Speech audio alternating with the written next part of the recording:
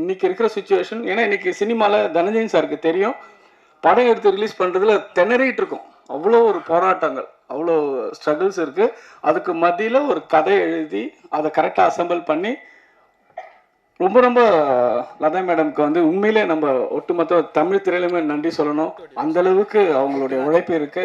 இந்த படம் அவங்களுடைய கான்ஃபிடென்ட், அவங்க தைரியம், அந்த குடும்பத்துக்காகவே இந்த படம் நிச்சயமா வெற்றி அடையணும். ஏன்னா சம்மர் ஹாலிடேக்கு வருது, குழந்தைங்க படம். ரொம்ப நாள் ஆச்சு மைடியர் குட்டி சாத்தன் மாதிரி ஒரு படங்கள் நம்ம பார்த்து ரொம்ப நிறைய ஆச்சு. இந்த படம் வந்து ஒரு மைடியர் குட்டி சாத்தனை தாண்டி போகக்கூடிய ஒரு படமாக இருக்கணும்னு நான் வாழ்த்துக்கிறேன்.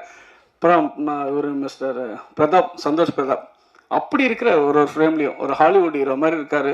ஒரு ஒரு டெடிக்கேட்டான ஒரு ஆர்டிஸ்ட், ஒரு சின்சியராக இருப்பார். அவ்வளோ செய்கிற தொழில் அவ்வளோ ஒரு நேர்மை இருக்கும்.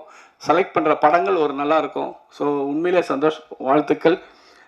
இந்த மாதிரி ஒரு சின்ன படத்துக்கு இவ்வளோ பேர் வந்திருக்காங்க சப்போர்ட் பண்ணுறதுக்கு. தனஞ்சய் சார், உதயகுமார் சார்லாம் பெரிய லெஜெண்ட், அவங்களாம் வந்திருக்காரு, பெரிய விஷயம்.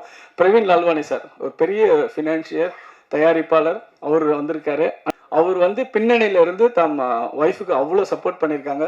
ஏன்னா ஒரு ஃபினான்ஷியலாக ஒரு படம் எடுத்து அதை ரிலீஸ் பண்ணுறதுலாம் சாதாரண விஷயம் இல்லை. என்ன தைரியம் பாருங்கள், ஏப்ரல் 3ஆம் தேதி ரிலீஸ் பண்ணுறாங்க. எவ்வளோ சம்மர் ஹாலில் பர்ஃபெக்டாக பிளான் பண்ணியிருக்காங்க. மேம், நீங்கள் அடுத்த வருஷம் இன்னும் 2 படம் பண்ணணும். வாழ்த்துக்கள். மரகதமலை நிச்சயமாக வெற்றி அடையும். அவங்க 3 பெண் குழந்தைங்களுக்கும் என்னோட வாழ்த்துக்கள். நன்றி. தேங்க்யூ.